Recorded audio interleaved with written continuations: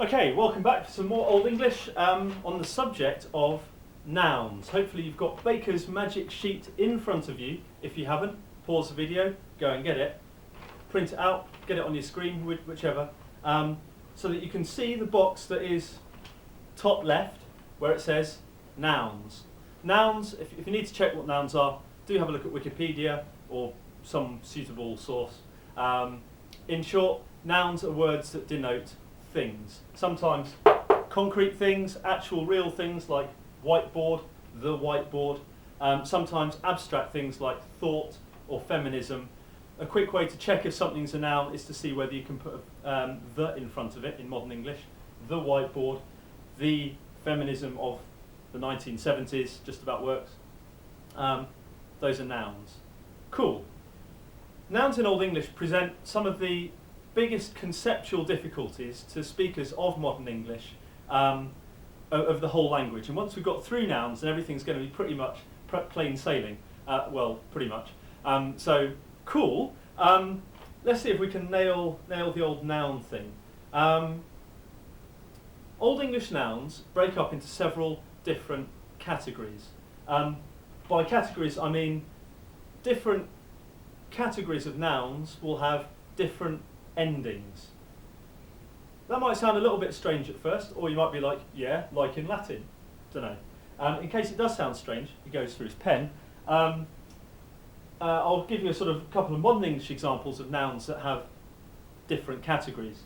If you're in a lecture room, I'd ask you about this. In fact, you can just pause if you want and think about how many different ways are there to make a plural of a noun in modern English. Pause the video if you like, write them down. Just scratch your chin for a minute. I don't mind. I'll throw some up now though. Well, you can have things like board. Oops. No, bard. Let's have bard. Fine. Bard. What's the plural of bard? Bards. And that's how most nouns work in English. But there are other plurals too, aren't there? He says patronisingly. Like ox. Plural of ox. Oxen. Well, you might say oxes these days, but child, children be another example. So you've got this en plural. And then there are kind of crazy weird nouns as well, like, oh, I don't know, foot and feet.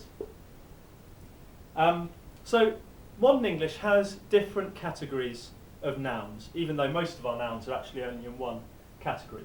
And Old English also has different categories of nouns. Different sort of sets of endings that you can use, and a given noun will kind of belong to a given set of endings. Hopefully you're okay with that. These different categories break down in a couple of ways. If you look at your magic sheet, looking at the nouns, you'll see it breaks up into two big categories called strong and weak, and also eustem and athematic. Don't worry too much about them, they're the kind of crazy foot, feet end of the arrangement. It's a bit kind of rare and obscure. But think about strong and weak nouns. There's nothing inherent in the meaning of the words strong and weak. They were just picked up by some 19th century grammarian who thought it was cool to, German grammarian who thought it was cool to label nouns and stuff strong and weak. Strong nouns aren't inherently more able to hold up buildings.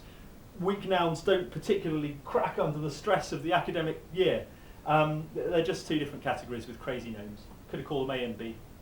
And strong and weak nouns are subdivided further into other categories, being masculine, neuter, and feminine. And hopefully you've encountered the concept of grammatical gender somewhere, kind of in learning French, which has masculine and feminine, or Spanish, or German, which has masculine, feminine, and neuter, just like Old English.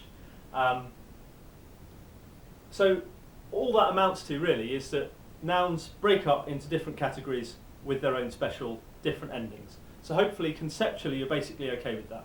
Pause this, listen to it again if you want to, no stress.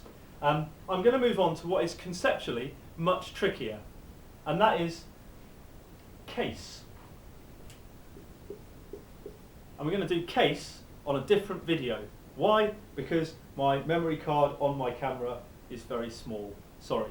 Back in a minute.